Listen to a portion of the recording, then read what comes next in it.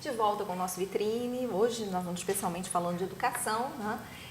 Queria, assim, as pessoas estão se planejando, se organizando, se estruturando. Então, é tempo de buscar informações. Então, aproveitando, nós estamos falando da Universidade Católica de Petrópolis, né, a maior universidade, né, do interior do estado do Rio de Janeiro, os processos para os programas de pós-graduação estricto sensu. Nós somos uma cidade do interior do estado, mas que tem o privilégio, como poucas, de oferecer programas de estricto sensu, de mestrados e doutorados, qualificados pela CAPES, muito bem qualificados e pontuados pela CAPES, né? E então estão processos seletivos abertos do mestrado em engenharia, um mestrado profissional em engenharia, o mestrado em direito, também abertas inscrições, e o mestrado em educação.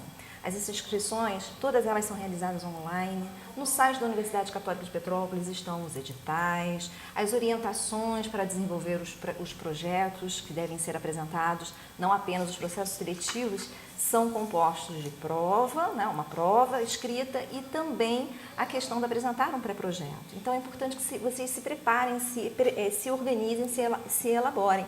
E aí as inscrições vão até o dia 31 de janeiro, então ainda há tempo, há 2, 3 semanas, para vocês se estruturarem e concorrerem a um programa do mestrado em Educação, Direito e Engenharia. Olha só, na nossa cidade de Petrópolis, 3 mestrados. E também está aberta, mas aí até março, as inscrições para o mestrado em Psicologia da Universidade Católica de Petrópolis. As pré-inscrições são realizadas online. Acesse o nosso site www.cp.br.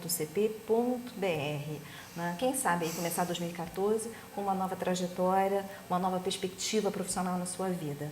E também, além do nosso estricto sensu, a universidade oferece muitos cursos de pós-graduação lato sensu. No nosso site, no link lá, pós-graduação lato sensu, com turmas previstas para serem abertas a partir agora de fevereiro. Só vou citar algumas, por exemplo, na área de saúde, estão previstas para começar este ano, pós-graduação em Psicologia Hospitalar e da Saúde. No segmento da área de Teologia e Humanidades, nós temos uma pós-graduação em Cinema e Educação, também prevista para começar em fevereiro. No nosso Centro de Ciências Sociais Aplicadas, pós-graduação lato sensu em Gestão de Responsabilidade Social e Ambiental, MBA em Modelagem e Tomada de Decisão e especialização em Controladoria e Finanças. Viu? Não há necessidade de sair da sua cidade, você podendo empreender uma pós-graduação lato ou estricto sensu na nossa Universidade Católica de Petrópolis, na nossa cidade. Com esse conforto de não ter que se deslocar para Rio de Janeiro ou para Juiz de Fora, Petrópolis tem a alternativa de ótimos programas de pós-graduação.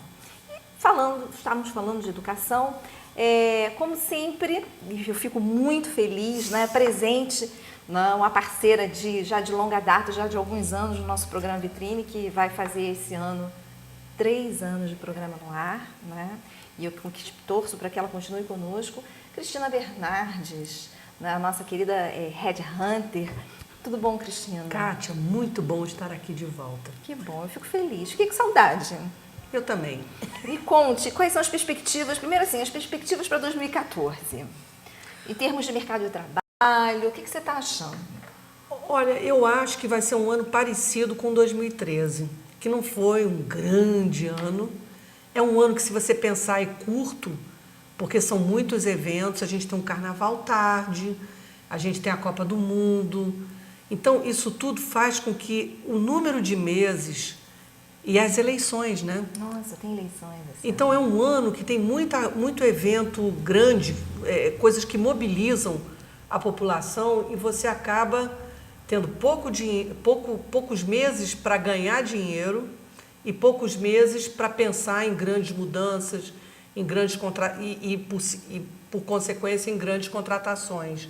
Então, não é que não vão haver contratações, mas elas vão ficar vamos dizer assim, eu diria que num ritmo médio. Não será um ano de grande salto. Uhum. E o nosso PIB cresceu pouco, né? Então, tem tudo isso que eu acho que... Mas isso não impede... Os empresários estão tensos.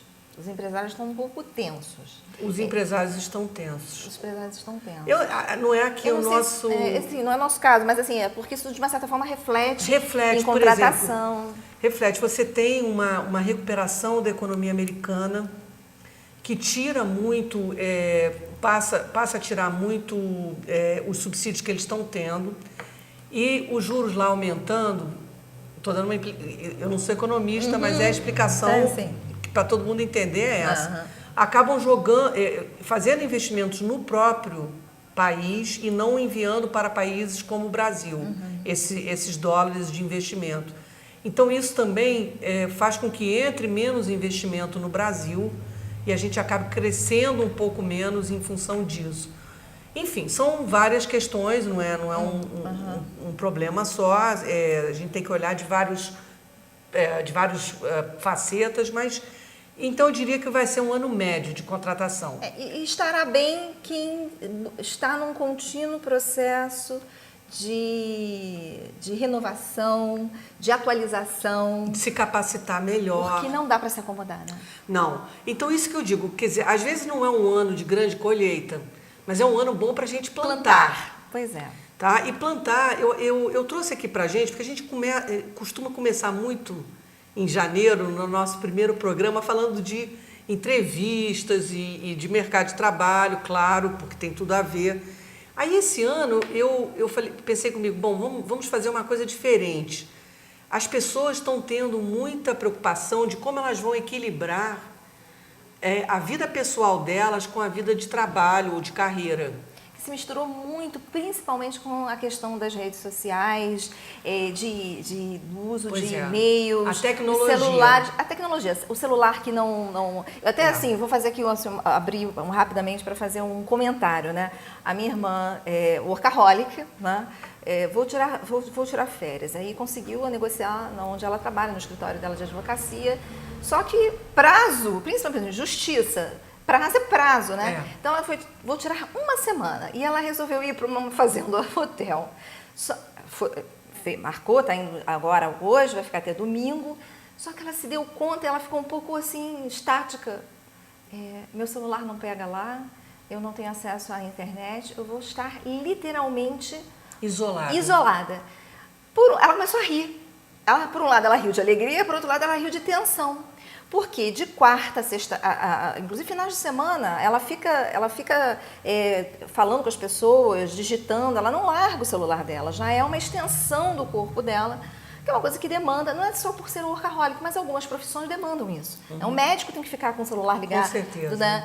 Agora, isso se mistura de uma forma tal que eu acho que praticamente, não sei se você vai abordar isso, como você consegue equilibrar e separar isso, né?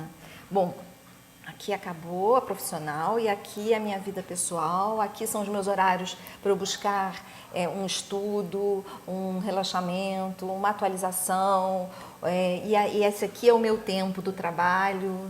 É muito complexo isso. É muito complexo. É claro que cada um vai ter a medida de que aquilo chegou no limite dele ou dela, mas o que a gente pode dizer é o seguinte, existem hoje pesquisas que dizem, por exemplo, essa pesquisa que eu tenho resultado aqui é uma pesquisa da Europa. Tem aqui, por exemplo, 22% dos profissionais atuais no mercado de trabalho estão insatisfeitos com esse equilíbrio entre vida pessoal e vida profissional. 22%. Mas 53% se disseram chegar em casa tão cansados que não tem mais condição quase de fazer as tarefas domésticas, seja elas quais forem. E vamos imaginar um cenário de Europa com muito menos empregado doméstico, um marido geralmente, vamos pensar num casal, um marido que é muito mais participativo, porque culturalmente está mais acostumado a dividir essas tarefas, então, e lá deu 53%, tá? Aqui talvez a gente não tenha um dado para o Brasil, mas com certeza o percentual será grande também. Sendo que aqui tem essa atenuante de você, às vezes, ter uma mão de obra ainda que você pode contratar, que é a mão de obra da empregada doméstica, para te ajudar em muitas coisas. Mas você também tem um marido menos participativo, então tem aí um equilíbrio. Eu acho o seguinte, se as pessoas primeiro têm que partir delas. Olha, eu acho que eu cheguei no meu limite, não estou satisfeito com isso e eu quero fazer algumas coisas, tomar algumas ações para melhorar esse equilíbrio.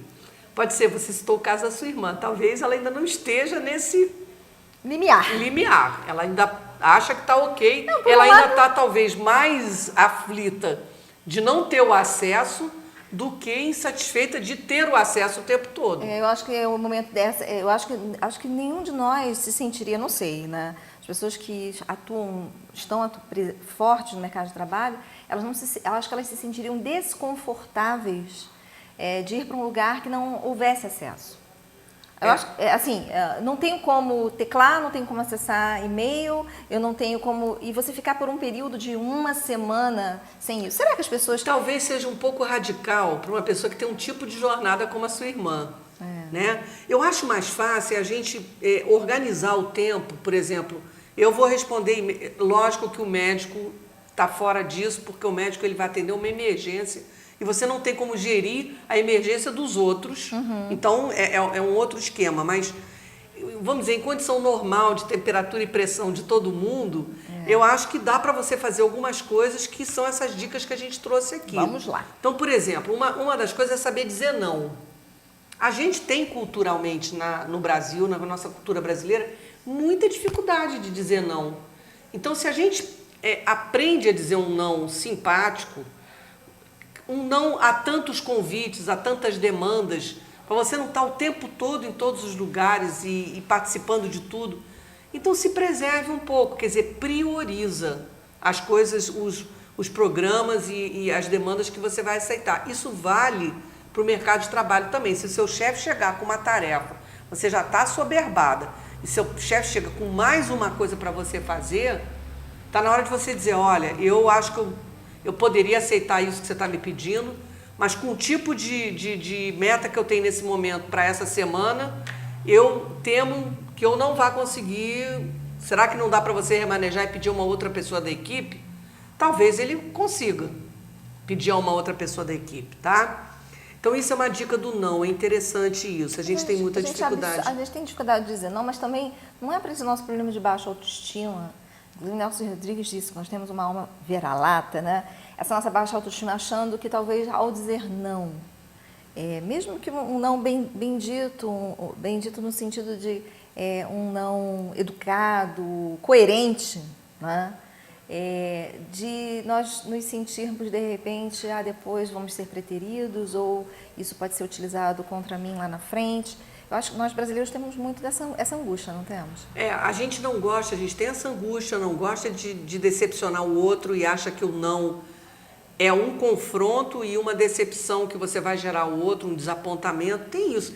Tudo isso tem que ser muito bem calculado. Se você já tem um chefe que já não tem muita afinidade com você, você percebe que existe todo um movimento dele até querer que talvez você peça para ir para uma outra equipe, quer dizer, você não vai falar isso para ele. Aí você não diz o não, mas faz algumas dessas outras que a gente vai dar aqui, para tentar equilibrar, né? Então, por exemplo, uma outra coisa que eles falam aqui é para você aproveitar o trânsito.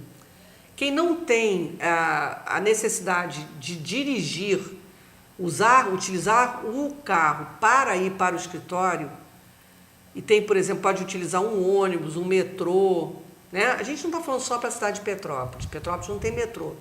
Mas depois que o nosso programa está na internet, quer dizer, muita gente vai ver esse programa em cidades onde existam essas outras alternativas.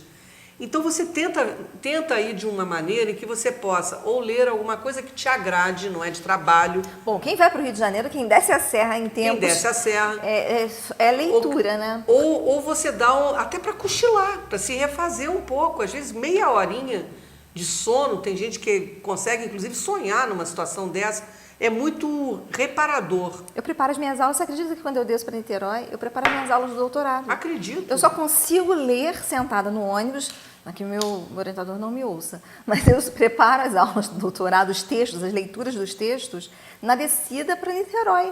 Dá o quê? Quase 3 horas, porque nas pausas, nos engarrafamentos, é o meu tempo da leitura, e dá. E vou lá rabiscando, lendo, graças a Deus que eu não enjoo na viagem. E é um tempo precioso, você imagina, se fizer a conta, o petropolitano desce, muitos descem, estão nessa condição de descer do Rio de Janeiro ainda, né? E quantas horas por dia de deslocamento? Ah, eu acho que 6. É um tempo precioso. Não, mas umas 4 pelo menos. Vamos pensar, sendo otimistas, que seja 4. 2 horas e meia, 4 horas, né? É um tempo precioso. É um tempo precioso. Então você pode utilizar de uma maneira que seja boa para você, não necessariamente você utiliza produzindo. Mas quem não quiser produzir profissionalmente nessas 4 horas, pode se refazer, pode cochilar, pode ler um romance, pode ler um livro de guerra, pode ler o que quiser, contanto que aquilo dê prazer. Assistir um filme. Assistir um filme também, tá? Outra coisa importante é a pessoa se desconectar tecnologicamente. Não como a sua irmã, que se desconectou uma semana e enlouqueceu. Mas, por exemplo, desconectar o telefone corporativo no fim de semana. E quando a pessoa sai assim por muitos dias, seria interessante, quando é possível, ela vai deixar um backup dela ali. Entendeu? Então, quer dizer, eu acho que dá para fazer isso. Essa cultura do backup, ela é uma coisa, no Brasil, ela é uma coisa muito recente, né? Porque também, mais uma vez, eu acho que nós brasileiros não fomos educados, nós temos o sentimento que o backup, quer dizer, para algumas pessoas, o backup é uma pessoa que fica lá de stand-by. Você está falando nesse sentido do backup? Nesse sentido, uma pessoa que vai responder por você ou vai mediar até que você retorne, né? E tem esse sentimento, eu vejo em algumas empresas, em alguns segmentos, do sentimento de que o backup pode... Depois de suplantar. As pessoas vão perceber que você é substituível. Então, acho que também tem aí um... Tem. Kátia, tudo que a gente faz na vida tem um risco. Não é? Até a gente sair de casa tem um certo risco. É incrível, mas eu tenho uma pessoa que eu conheço em São Paulo. Ela saiu de casa e um letreiro, olha que coisa mais improvável, mas o letreiro caiu na cabeça dela.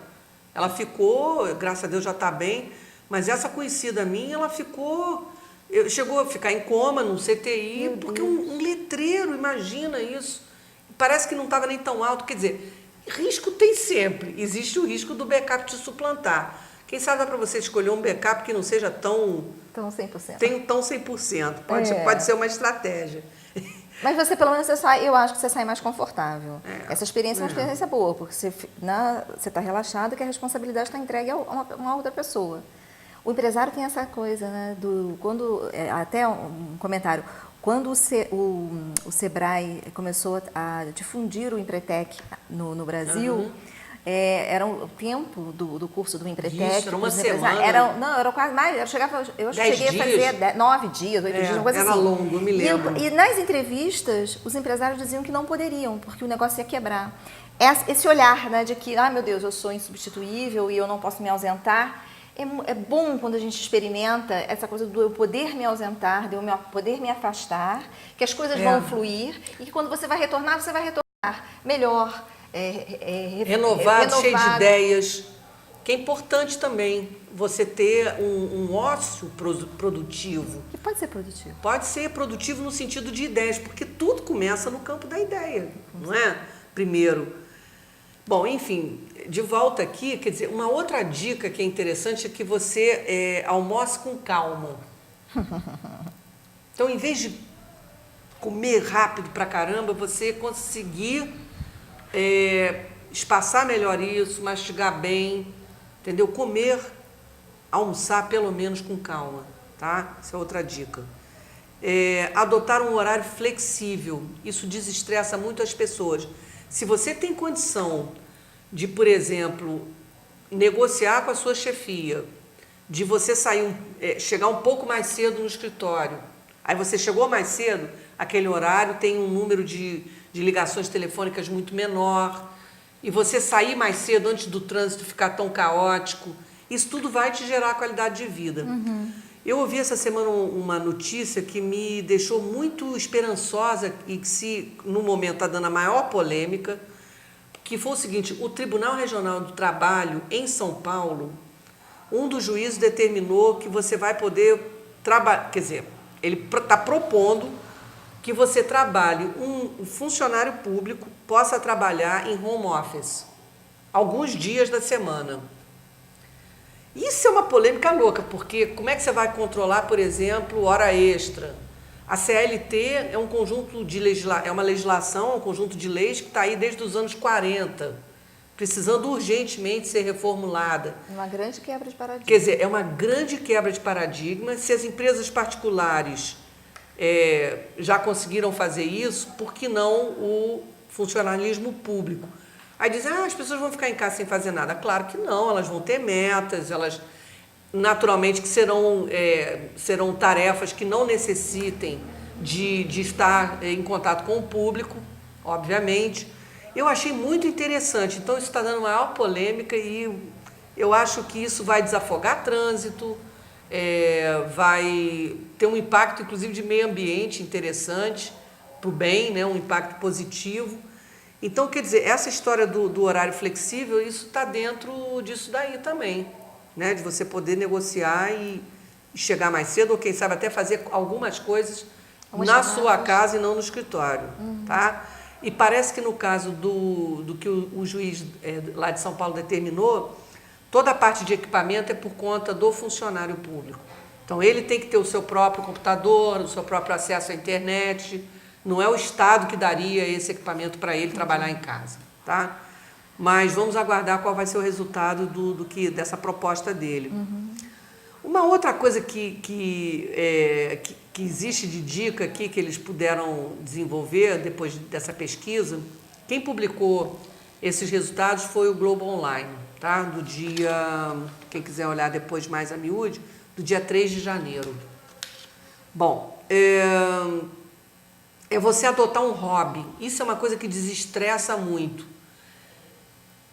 Como também foi sugerido você desempenhar uma atividade física, se você tiver um hobby que une a atividade física, ótimo. Por exemplo, tem gente que, embora sejam duas coisas diferentes, você pode escolher uma coisa ou outra, se não der tempo as duas coisas, mas, por exemplo, tem gente que gosta tanto de jogar tênis, de nadar, não é um hobby, mas é um esporte que desestressa e gera prazer. Aqueles que não gostam muito de se exercitar podem desenvolver um hobby. Pode ser qualquer coisa, pode ser, sei lá, montar barcos, montar Lego, bordar, qualquer coisa, fazer tricô, enfim, qualquer coisa que dê prazer ao executar aquela atividade. Uma outra coisa que é interessante também que eles sugeriram é você fazer uma avaliação se o emprego atual seu, ou a atividade profissional atual sua, realmente te compensa. Eu ganho muito, não sei o quê, mas eu não tiro férias há 5 anos, eu não estou vendo os meus filhos crescerem, meu casamento está indo pelo ralo, eu estou ficando enorme de gorda, enfim, estou pintando um quadro aqui. Extremado, mas enfim, se está trabalhando num nível que está afetando a tua relação, as tuas relações pessoais e a sua vida pessoal, quem sabe avaliar se não vale a pena pegar um emprego, fazer uma mudança para um emprego que demande menos, embora provavelmente pagando um pouco menos, mas aumentando essa qualidade de vida, tá? Outra coisa que você falou aí no início do programa, numa série de cursos. Outra coisa que gera muita satisfação é a pessoa voltar a estudar. Então, ela pode escolher um curso ou que vá aprofundar a área de trabalho dela, a área profissional dela, ou ela escolhe um curso novo em que vai possibilitar ela migrar para uma outra área e fazer, nesse caso, uma recondução de carreira. E até propor um novo desafio, né? Porque eu acho que ficar no piloto, o que a gente chama de piloto automático, né? Quase que naqueles procedimentos como automática, sem pensar, sem ponderar, o que está me agregando, enfim. Então, buscar talvez caminhos mais desafiadores, porque acho que no desafio está o estímulo, o incentivo, né? Gerar um pouco de euforia, botar um pouco de endorfina no organismo. Eu, por exemplo, adoro estudar, né? Para mim, isso me gera euforia, né? De estar querendo aprender coisas novas. Enfim. Adquirir um conhecimento novo, aquilo de repente te entusiasma. Mas quem não quiser fazer, por exemplo, um curso na sua carreira, pode ser um curso para um hobby. Pode. Imagina, aprender mandarim. Olha que coisa, não é fácil, é um grande desafio aprender mandarim. Então, vai entrar na crista da onda, né? Porque é uma das línguas do século, né? Porque uma outra dica que eles falam é que você tenha uma preocupação de agradar a si próprio também, ou a si própria. Então, quer dizer, você fazendo um curso desse que te gera prazer, aprendendo uma coisa nova, e se isso te agradar, te der prazer, você está agradando e é muito bom, desestressa também. Então, eu acho que aqui tem várias coisas interessantes. Por exemplo, você cuidar do seu corpo, marcar médicos uma vez por ano, fazer um check-up da sua parte odontológica, né? Que você está fazendo uma coisa preventiva, vai te gerar qualidade de vida e você não vai deixar que, se tiver algum problema, que aquilo se aprofunde tanto que depois fica mais difícil, né? Você aplacar. E tirar férias, sabe? Tirar férias mesmo. Eu não sei, tem gente que uma semana consegue se desestressar, ficar ótima e voltar. Muita gente, uma semana não dá ainda, você está desacelerando. Então, você tem que, essa medida, você vai ter que avaliar qual que é a sua medida. Por pessoa. É muito individual isso, entendeu? Uma pessoa, às vezes, muito acelerada, com uma semana, ela não despluga. Não despluga. Então, não vai agregar tanto, ela tem que tirar 2 semanas, talvez. Outra coisa, evitar tirar férias, tirar férias mesmo. Não é assim, eu tenho, às vezes, a minha mãe está adoentada e eu vou tirar férias para poder ficar com a minha mãe. Na realidade, você vai trocar de estresse, né? Quer dizer, tirar férias, quando a gente diz, tirar férias mesmo. É aquela coisa de não ir para um lugar que você não tem o que fazer, de compromisso, você só tem o que fazer. Então, não é que você tem que tirar férias e a sua mãe está numa situação... Ninguém está propondo isso aqui. Mas você tem que ter um backup para ficar lá com a sua mãe durante aquele período em que você salutarmente vai se dar esse prazer para poder voltar com as baterias recarregadas. Eu acho que tudo tem muito a ver também com uma questão que eu acho que nós desaprendemos ou então nunca soubemos, que é uma questão, talvez desaprendemos por conta dessa mudança da percepção de espaço-tempo com o advento das novas tecnologias, que é a gestão do tempo. Eu acho que pessoas felizes, pessoas saudáveis, são pessoas que conseguem... Nossa, mas como é que sobra tempo? É uma questão de gerir tempo, acho que administrar tempo. E tem aqueles gatilhos, né? Porque você tem aqueles aceleradores de tempo, você tem aqueles ladrões de tempo, porque são, às vezes, tarefas que você tem na sua vida, que você não desapega, que foram introjetadas, que se você fizer uma avaliação, você descobre assim, mas por que eu faço isso? Incorporei na minha rotina e isso é desnecessário, né? O que é importante, porque nós ficamos sempre apagando incêndios e ficamos sempre no movimento do urgente, que não nos permite, eu particularmente acho, que não nos permite nos pensar o que está nos fazendo bem, o que efetivamente é importante para nós. Então, espero que 2014 seja um ano em que nós possamos desacelerar em termos de urgências, né? E que nós possamos entrar mais organizados, planejados. Eu acho que não falta informação, não faltam pesquisas, não falta questionamento das mídias, dos profissionais. Cada vez mais aí estão os coaches, estão os consultores, para tudo. Pessoas que possam pessoas que possam sentar com você, eu te acompanhar, ou até de repente você fazer individualmente um tempo para parar, para pensar sobre si, sobre a sua vida, né? Eu torço para que, por exemplo, eu desacelere em 2014 e que eu faça as coisas mais tranquilas, com mais qualidade. Talvez até essa sensação de que está passando tudo muito rápido, né? Eu olho para minha filha com 6 anos, nossa, voou.